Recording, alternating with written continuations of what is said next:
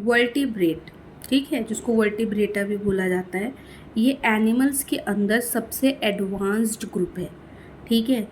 और इस ग्रुप के अंदर एक रियल ट्रू वर्टिब्रल कॉलम यानी कि रीढ़ की हड्डी प्रेजेंट होती है और एक पूरा इंटरनल स्केलेटन भी प्रेजेंट होता है। अब तक के जितने भी लिविंग ऑर्गेनिज्म के बारे में हमने पढ़ा, उनके पास ना रीढ़ की हड्डी थी, ना कोई फिक्स्ड स्केलेटन था, ना कोई एकदम ऑर्गेनाइज्ड सिस्टम था जिसके अंडर जो बॉडी थी वो वर्क कर रही थी। लेकिन ये सारी की सारी खूबियाँ इस वाले ग्रुप के अंदर होती है। इनके पास वर्टिब्रल कॉलम है जो बॉडी को सपोर्ट करता है ठीक से रहने में, ठीक है। इनको किसी सहारे की ज़रूरत नहीं होती, आराम से मस्त अपना रह सकते हैं। इनका पूरा एक इंटरनल स्ट्रक्चर बना होता है, एक इंटरनल स्केलेटन बना हुआ है, ठीक है। अगर हम और इनकी खासियत की बात करें तो इनके अंदर जो बॉडी है उसके अंदर टिश्यू प्रेजेंट होते हैं, ऑर्गन्स प्रेजेंट होते हैं, ठीक है। इनके अंदर डिफ्रेंशिएशन किया गया है, जो टिश्यू है वो अपना अलग काम कर रहे हैं, जो ऑर्गन है वो अपना अलग काम कर रहे हैं, लेकिन अलग अलग होने के बाद भी वो सारे के सारे मिलकर उस बॉडी को चलाने के लिए काम कर रहे हैं, ठीक है। बॉडी इनकी बायलेटरली सिमेट्रिकल होती है, ठीक है। बीच में से लाइन डालेंगे तो दोनों बॉडी जो है वो हाफ इक्वल पार्ट्स में बट जाएगी। ट्रिब्लोब्लास्टिक है, 3 लेयर प्रेजेंट होती है। सेगमेंटेड बॉडी होती है, मतलब ऐसा नहीं है सर धड़ पैर हाथ सब एक साथ सीध में कनेक्टेड है, नहीं, सब में बीच में जॉइंट्स प्रेजेंट है, जॉइंट्स हैं, सेगमेंट्स हैं, जिसकी वजह से क्या होता है, मूवमेंट होती है। इनकी अगर और ख़ासियत के बारे में बात करें तो इनके पास मसल्स प्रेजेंट होती हैं। मसल्स के जो पॉइंट ऑफ अटैचमेंट है, जहाँ जहाँ पर मसल्स जो है जुड़ रही है या जहाँ जहाँ पर दो अलग अलग बोन्स स्केलेटन के अंदर जुड़ रही है, वो जॉइंट ही मूवमेंट की हेल्प करता है, मूवमेंट का काम करता है, ठीक है। इसके अलावा अगर हम इनके बारे में बात करें तो भाई इनके पास जो होता है आपके अलग अलग ग्रुप जो है, सॉरी, ये जो ग्रुप है इसको हमने अलग अलग क्लासेस में बांटा हुआ है, ठीक है। पहला मेन तो था आपका वर्टिब्रेट। अब वर्टिब्रेट को ही हमने अंदर 5 क्लासेस के अंदर बांटा गया है, जिसके अंदर आती है आपकी पहली पाइसेस, दूसरी एम्फीबिया, तीसरी रेप्टाइलिया, चौथी एव्स और पांचवी मैमेलिया। अब इन्हीं के बारे में हम एक एक करके पढ़ना शुरू करते हैं कि भाई ये क्या है, इन क्लासेस की क्या खासियत है। और इस क्लास के अंदर ऑलमोस्ट सारी जो फिशेज़ होती हैं उनको रखा गया है, ठीक है। अब फिशेज़ के बारे में यानी कि पाइसेस के बारे में अगर हम कुछ 2-4 बातों के बारे में जान लें तो पहला कि ये कोल्ड ब्लडेड होती हैं, अपने बॉडी के टेम्परेचर को मेंटेन नहीं कर सकती हैं, ठीक है। अब हमारा क्या है, हम वार्म ब्लडेड है, हम क्या कर सकते हैं, अगर हमें ठंड लग रही है तो हम 2 की जगह 4 स्वेटर पहन के अपने बॉडी के टेम्परेचर को बैलेंस आउट कर लेंगे। हमें गर्मी लग रही है तो हम एसी में बैठ जाएंगे, एसी नहीं है तो एक की जगह 2 कूलर चला के बैठ जाएंगे, वो भी सहूलियत नहीं है तो हर थोड़ी देर बाद जाकर हम नहा लेंगे ताकि हमारी बॉडी का बैलेंस बना रहे। लेकिन जो कोल्ड ब्लडेड होते हैं वो अपने बॉडी के बैलेंस को मेंटेन नहीं कर पाते हैं, ठीक है। तो ये कोल्ड ब्लडेड है। एक्वेटिक एनिमल है, हम सभी को पता है मछली जल की रानी है तो पानी में ही रहती है, ठीक है। अगला इनकी जो बॉडी होती है वो स्केल्स में डिवाइडेड होती है। वो बचपन में मछली ड्रॉ करते हैं तो उसमें हम वैसे ऐसे हाफ सेमी सर्कल्स टाइप में डिज़ाइन के लिए बनाते हैं, वो एक्चुअल में क्या है, वो इनकी बॉडी पर स्केल्स है। इनकी बॉडी स्ट्रीमलाइंड होती है, यानी कि बॉडी इस तरीके से बनी हुई है कि वो फ्रिक्शन को, वाटर के फ्रिक्शन को कम कर सके और स्विमिंग में हेल्प कर सके। इनके पास फिन्स प्रेजेंट होते हैं और टेल प्रेजेंट होती है। वो फिन और टेल दोनों साथ में मिलकर एक फ़िश को मूवमेंट में हेल्प करते हैं। रेस्पिरेशन की अगर हम बात करें तो ये सांस गिल्स की हेल्प से लेते हैं। इनका जो हर्ट है, हर्ट प्रेजेंट होता है इनके अंदर, लेकिन इनके हर्ट के अंदर 2 चैम्बर होते हैं, ठीक है, 2 ही खाने होते हैं दिल के अंदर। ये एग देती हैं, ठीक है, डायरेक्ट यंग वन को बर्थ नहीं देती, पहले एग जो होती हैं वो ले करती हैं, एग देती हैं, ठीक है। और रही बात सांस की, अभी हमने बात करी थोड़ी देर पहले कि भाई ये जो गिल्स है उससे सांस लेती हैं, लेकिन सांस लेते टाइम लेती ये भी ऑक्सीजन ही है। जैसे हम सांस लेते हैं तो ऑक्सीजन लेते हैं, वैसे ही ये भी ऑक्सीजन ही लेती है। लेकिन अब पानी के अंदर इनको ऑक्सीजन कैसे मिलती है, तो जो पानी के अंदर घुली हुई ऑक्सीजन है, पानी में जो ऑक्सीजन घुली हुई है, मिक्स है, ये उस ऑक्सीजन को लेते हैं रेस्पिरेशन के लिए। समझ में आया, ठीक है। अगर हम इनकी बात करें तो यहाँ पर एक चीज़ आपको याद रखनी है कि फिशेस जो होती हैं वो 3 तरीके की होती हैं। पहली जो कार्टिलेज से बनी है, जिनको कार्टिलेजिनस फिशेस बोलते हैं।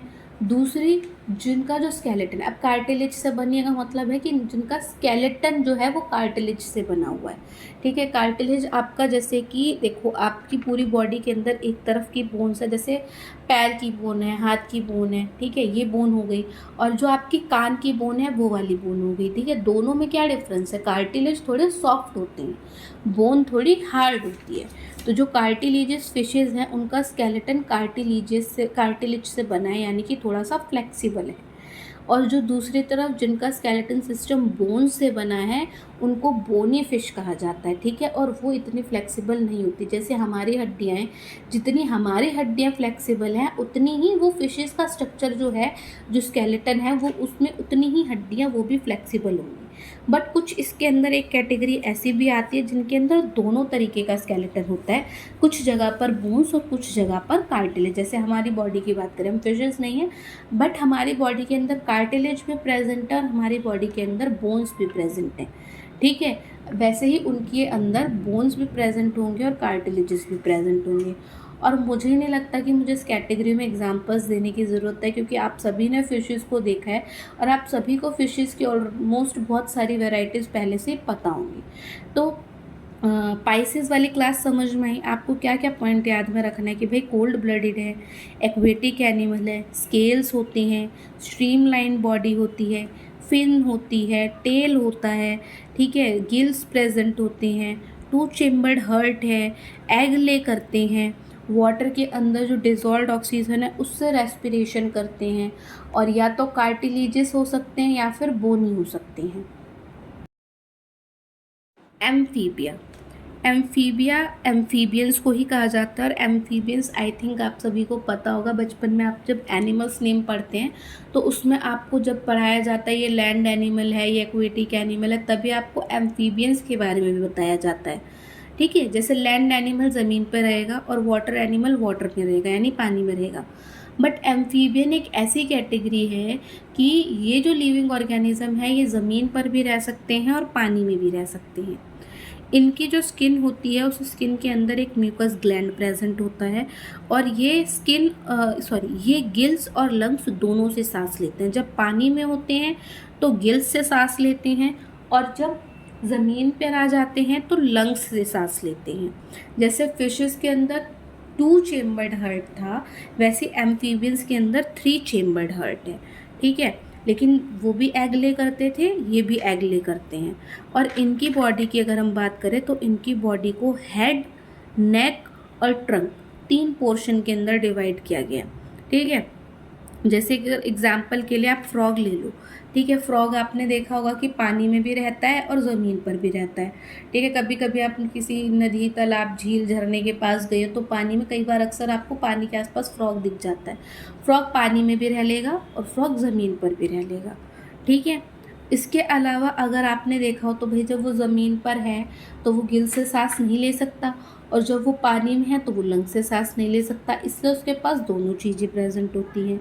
हार्ट इनका डेवलप्ड हो चुका होता है ये, क्योंकि यहाँ तक आते आते जब पाइसेस की क्लास से एम्फीबियन की क्लास तक आए तो इतना ऑर्गेनिजम्स के अंदर एवोल्यूशन होने लगा, डेवलपमेंट होने लगा कि अब तक जो उनका 2 चेम्बर्ड हार्ट था अब वो 3 चेम्बर्ड हार्ट में कन्वर्ट हो गया लिविंग ऑर्गेनिजम्स के लिए। और फ्रॉग की बॉडी आपने देखी होगी, फ्रॉग का सर होता है, आपने देखा है। फ्रॉग की जो नेक वाला पोर्शन है वो होता है और फ्रॉग का ट्रंक वाला पोर्शन होता है, ठीक है। ऐसा नहीं है स्टमक है, ये है, वो है, एक्सेट्रा एक्सेट्रा एक्सेट्रा, कुछ भी नहीं होता, ठीक है। तो एम्फीबियंस की क्लास समझ में एग्जांपल्स और बात कर लेते हैं। फ्रॉग्स हो गए, टॉड्स हो गए, सैलमेंडर्स हो गए, ठीक है। तो ये होते हैं आपकी एम्फीबियन क्लास, जहाँ पर आपको इस तरीके के लिविंग ऑर्गेनिज्म देखने को मिल जाते हैं।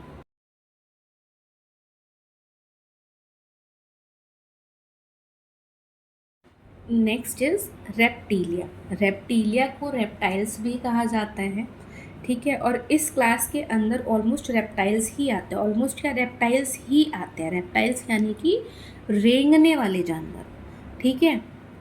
अब इनकी खासियत की बात करें तो अभी तक ये भी कोल्ड ब्लडेड है, ये भी एग ले करते हैं।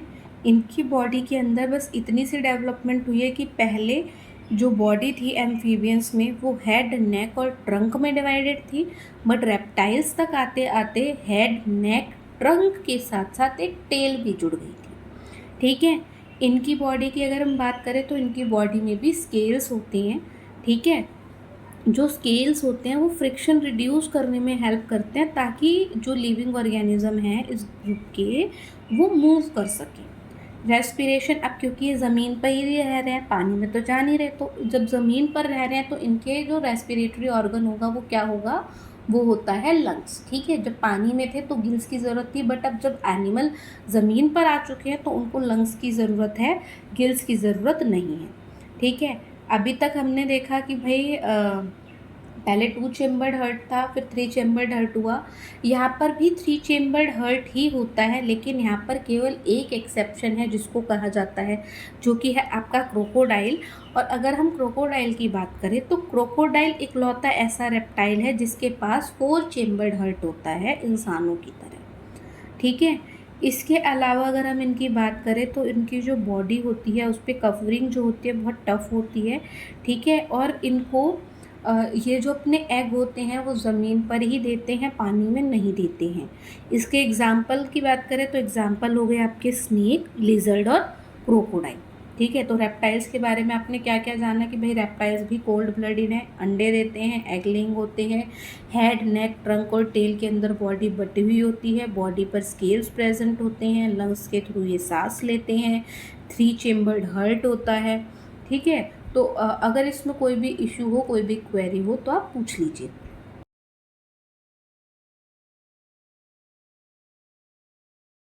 एव्स, एव्स के अंदर आते हैं आपके बर्ड्स, तो ये होते हैं वार्म ब्लडेड, ठीक है। इसके अलावा अगर हम बात करें तो इनके पास होता है 4 चेम्बर्ड हर्ट, ठीक है। अभी तक 3 चेम्बर्ड था, अब 4 चेम्बर्ड हो गया, ठीक है। ये एग ले करते हैं, ठीक है। इसके अलावा ये भी जो सांस होता है वो लंग्स से ही लेते हैं, फेफड़ों से ही सांस लेते हैं।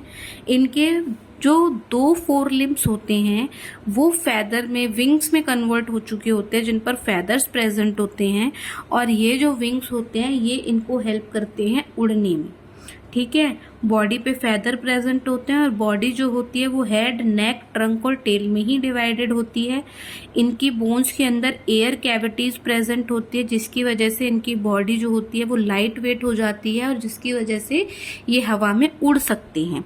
और जो इनके जॉ हैं यानी कि जबड़े हैं वो चोंच में डेवलप्ड हो चुकी होती हैं, ठीक है। जैसे हमारा मुंह है, हमारे पास जबड़ा है चबाने के लिए, लेकिन इनके पास क्या होती है, चोंच होती है। अब देखो हमने बर्ड्स के बारे में क्या क्या जाना, भैया वार्म ब्लडेड है। अब यहाँ पर एक चीज़ का और ध्यान रखिएगा कि जो कोल्ड ब्लडेड एनिमल हैं वो सीजन टू सीजन गायब हो जाते हैं, ठीक है।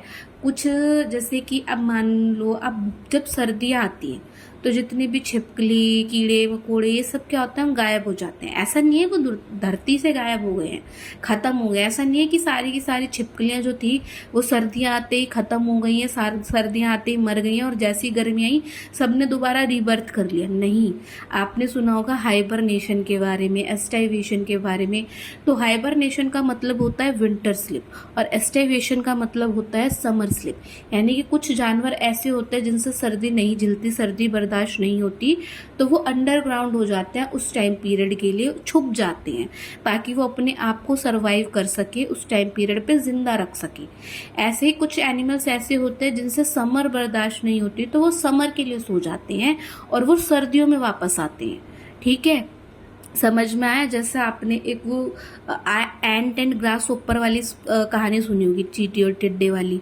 उस कहानी के अंदर क्या होता है कि भाई जो चींटी होती है वो पूरे टाइम बरसात का मौसम आने से पहले या सर्दी का मौसम आने से पहले अपने लिए खाना जोड़ना शुरू करते हैं और खाना जोड़ जोड़ के अपने ज़मीन के अंदर क्या कर लेती है, घर बना लेती है, ठीक है। और घर बना के जो ज़मीन के अंदर उसने घर बनाया वहीं अपना खाना जोड़ के रख लेती है और पूरी जो सर्दी है और जो बारिश का मौसम है आराम से वहीं पर बिताती है, ठीक है। यही रीज़न है कि आपको वो जो चींटी जो गर्मियों में आपको हर जगह दिखाई देती है, सीज़न ख़त्म होने के बाद कहीं नज़र नहीं आती। तो कोल्ड ब्लडेड जो एनिमल होते हैं उनको या तो समर स्लीप के लिए जाना पड़ता है या विंटर स्लीप के लिए जाना पड़ता है। लेकिन जो वार्म ब्लडेड एनिमल्स होते हैं वो अपने बॉडी के बैलेंस को मेंटेन कर लेते हैं। चिड़िया को ठंड लग रही है, वो अपने आप को घास फूस पत्तों में ढक लेगी, कवर कर लेगी। समझ में आया?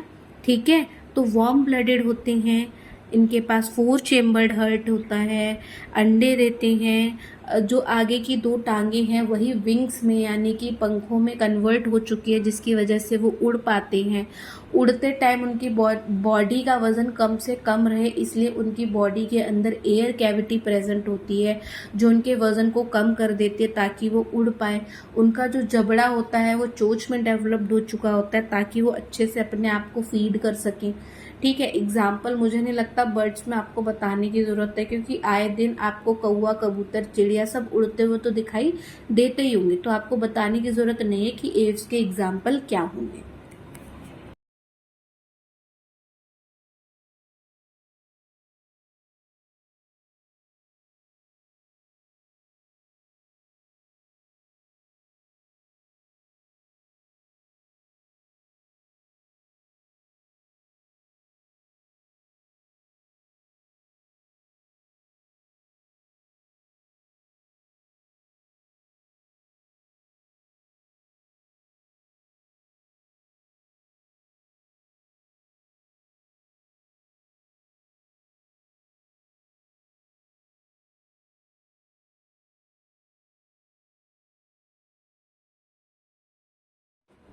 मैमीलिया, ये हमारी लास्ट क्लास है। इसके बाद हमारा जो डिवीजन है, क्लासिफिकेशन है, वो पूरी तरीके से ख़त्म हो जाएगा। मैमीलिया यानी कि मैमल्स, और मैमल्स वही कैटेगरी है एनिमल्स की जिसके अंदर हम यानी कि ह्यूमंस भी आते हैं। तो जो जो खासियत आपकी है वही वही खासियत इस कैटेगरी की है। हम वार्म ब्लडेड हैं, हाँ, तो ये जो होते हैं ये वार्म ब्लडेड होते हैं। हम अगर अपने हार्ट की बात करें तो हमारे हार्ट में 4 चेम्बर हैं, 4 चेम्बर्ड का हार्ट है हमारे पास, तो ये एक और कैटेगरी हो गई। अगली बात करें तो मैमरी ग्लैंड प्रेजेंट होता है। मैमरी ग्लैंड फीमेल्स के अंदर प्रेजेंट होता है जिसके थ्रू वो अपने यंग वंस को, अपने बच्चों को दूध पिलाती है। तो मैमरी ग्लैंड हमारे पास यानी कि ह्यूमंस के पास प्रेजेंट होता है। ठीक, और आ जाइए, हमारे पास स्किन है, हमारी स्किन के ऊपर हेयर प्रेजेंट होते हैं। ठीक है, यानी कि मैमल्स की जो स्किन है उनके ऊपर हेयर प्रेजेंट होता है। कभी किसी मकड़ी के ऊपर हेयर देखा है आपने, या कभी किसी कौवे या कबूतर की स्किन पर आपने हेयर देखा हो? नहीं ना। तो हेयर जो होते हैं, स्किन पर हेयर जो है वो मैमल्स के अंदर ही प्रेजेंट होते हैं, और ये जो हेयर होता है यही हेयर हमारी बॉडी के बैलेंस को मेंटेन करने में हेल्प करता है। ठीक है, इसके अलावा हमारे पास स्वेट ग्लैंड प्रेजेंट होता है और ऑयल ग्लैंड प्रेजेंट होता है। पसीने आते हैं, पसीने इसीलिए आते हैं क्योंकि हमारे स्किन पर स्वेट ग्लैंड है। ठीक है, कई कई बार फेस पर आपको चिकनी चिकनी सी फेस जो होता है वो फील होता है। क्यों फील होता है? क्योंकि हमारी बॉडी के अंदर ऑयल ग्लैंड प्रेजेंट है। ठीक है, बाकी किसी एनिमल के अंदर ये नहीं होता। सांप को पसीने आते नहीं देखा होगा ना, ना ही आपने मकड़ी को पसीने आते हुए देखा होगा, ना ही आपने कभी स्टारफिश को पसीने आते हुए देखा होगा। तो हम ही इकलौते ऐसे हैं जिनके पास स्वेट ग्लैंड प्रेजेंट है, ऑयल ग्लैंड प्रेजेंट है। इसके अलावा एक और खूबी जो हमें बाकी जानवरों से अलग बनाती है वो होता है कि बाकी सारे जानवर जो अभी तक आपने सुने सबके सब एग लेइंग थे, यानी कि सबके सब जो थे वो डायरेक्ट बर्थ नहीं दे रहे हैं, पहले एग देते हैं और उस एग में से जो न्यूबॉर्न बेबी है वो निकलता है। लेकिन मैमल्स एक ऐसी कैटेगरी है जिसके अंदर वो डायरेक्ट यंग वंस को बर्थ देते हैं, चाहे वो डॉग हो, चाहे वो काऊ हो, चाहे वो आपका एलिफेंट हो, चाहे वो लायन हो, चाहे वो ह्यूमन बीइंग हो, सबके सब डायरेक्ट अपने जो यंग वन है उनको क्या देते हैं? बर्थ देते हैं। लेकिन इसमें भी एक एक्सेप्शन है और वो होता है प्लेटिपस नाम का एनिमल। ठीक है, वो आप सबने देखा होगा ना, एक कार्टून आता था फिनियस एंड फर्ब करके, उनके पास एक वो ब्लू कलर का प्लेटिपस होता था। हाँ, वही प्लेटिपस जो है, प्लेटिपस इकलौता ऐसा मैमल होता है जो कि एग लेइंग है, एग देता है, डायरेक्ट यंग वंस को बर्थ नहीं देता।